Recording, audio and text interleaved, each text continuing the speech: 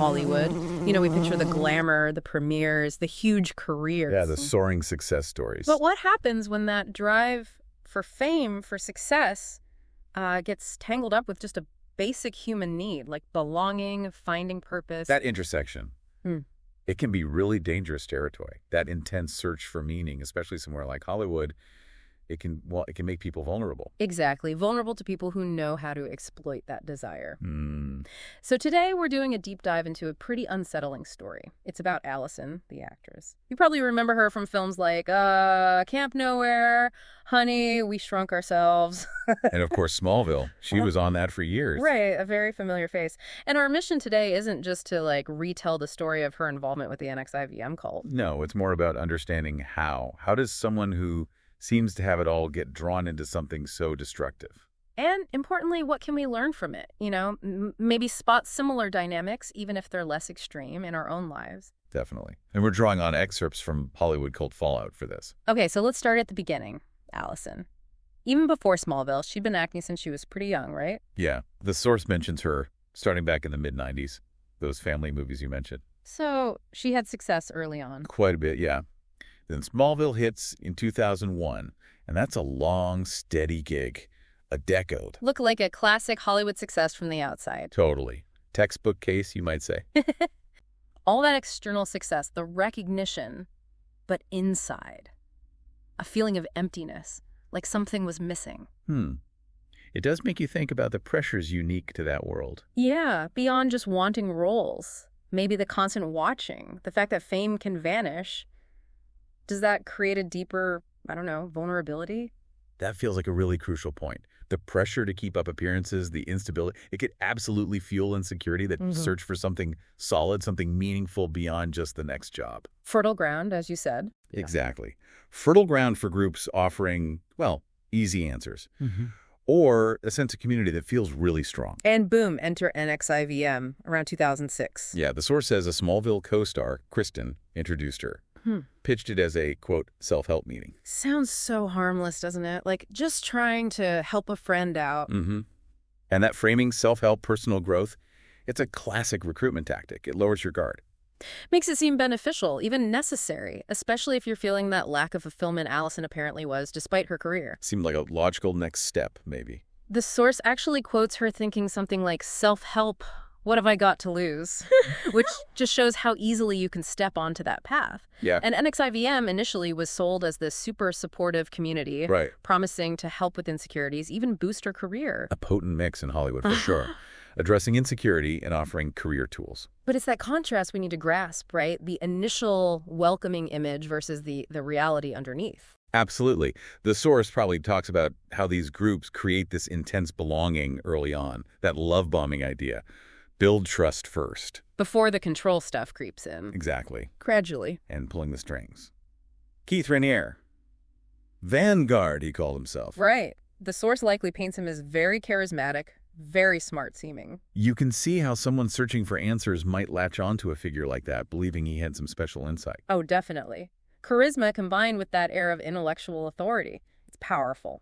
People like Raniere often use specific techniques. Intense focus, making you feel special, grand pronouncements. Bypassing your critical thinking.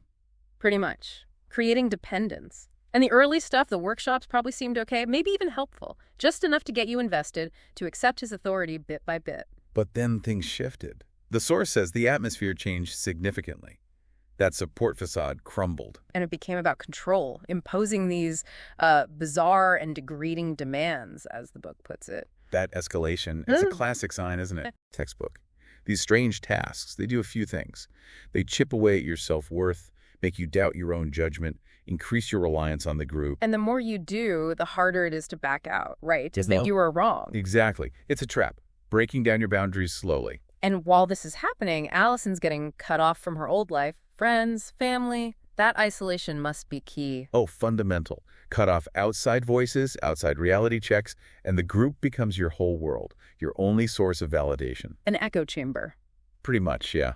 No room for doubt. The source also mentions whispers about a romance between Allison and Keith, but then says, pointedly, the truth was even darker. Oof. Yeah, that line. It really signals something much worse than just a questionable relationship. Hints at serious exploitation. Profound manipulation. Mm-hmm. So Smallville ends in 2011, and it seems like Allison just dives deeper into NXIVM, becomes totally immersed. Yeah, she goes from just being a member to being a key recruiter. And the source says she was pulling other women in, framing it as a women's empowerment movement. It's chilling, isn't it? Twisting positive language like that. Using aspirations for growth and connection against people makes it so hard to see the danger. A really effective and cynical tactic. Which brings us to DOS, this secret group within NXIVM. Right. The source describes it pretty bluntly. Master-slave relationship. That's stark language. Horrifying. And then the collateral. Yeah, the compromising stuff. Deep personal secrets, naked photos. Yeah. Used for blackmail. Just absolute control. Calculated and incredibly disturbing. That's a major escalation. It's not just influence anymore, it's outright coercion. The fear of being exposed. It traps people. Makes leaving or speaking out feel impossible. The source gives that really unsettling example. Allison trying to recruit Emma Watson. Yeah, it shows just how far gone she seemed to be, right? Believing she was actually offering something good, something valuable. Her whole perspective just warped. It really highlights how powerful that indoctrination can be. You lose the ability to see the harm you're causing. And Emma Watson just said no, didn't engage. Reportedly, yeah. Oh. Which really speaks volumes about trusting your gut, maintaining some skepticism. Thank goodness. But eventually, cracks did start showing in NXIVM's facade. The book mentions some members questioning things, the demands getting too disturbing even for them. Internal dissent started brewing. And someone took a huge risk, reached out to the New York Times. Incredibly brave. Think about potential consequences for them, given the control tactics we just talked about. Absolutely. But that courage, it often takes just one or two people breaking the silence. Often, yes. Yeah. That's what starts the unraveling, gives others courage too. And then 2017, the New York Times publishes the expose, blows the whole thing wide open. Allison's role, the abuse, everything. The reaction was immediate, right? Shock, outrage. Yeah, and the FBI got involved, the legal process started. That article was the catalyst. Validated victims, brought public awareness, forced official action. And the fallout. The source details Raniere trying to run, getting caught in Mexico in 2018. Extradited, tried, Yeah. and a huge sentence. 120 years. Sends a message. And Allison herself, arrested. That mugshot. Huh. Wow, such a stark image. Fall from Grace doesn't even cover it. She took a plea deal eventually, right? Yeah. Got 3 years. Yeah. The whole thing, as the source says, is just a massive cautionary tale. And the legal side really underlines how serious the abuse was. Accountability, even for those who became perpetrators under someone else's influence, still responsible for their actions. So wrapping up this deep dive, that core theme just hits home, doesn't it? How basic human needs, connection, growth, meaning can be twisted, even in a place like Hollywood. And it's crucial to see how those manipulation dynamics, they aren't just in cults like NXIVM. We can see milder forms elsewhere. Subtle versions, Isn't it? Relationships, workplaces, online groups maybe. Exactly. Understanding the tactics here, the love bombing, the isolation, the escalating demands, the information control, helps you maybe recognize red flags earlier in other situations. Yeah, Allison's story. The gradual steps, the isolation, the collateral.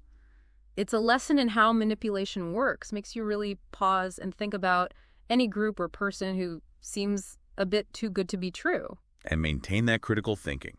Keep questioning. Which really leaves a final thought for you, listening. What are those subtle signs, the little indicators of someone having too much influence? And how do you build up your own discernment? Your ability to see through potentially harmful situations, whether they're headline news or something much closer to home. Something important to keep reflecting on, definitely.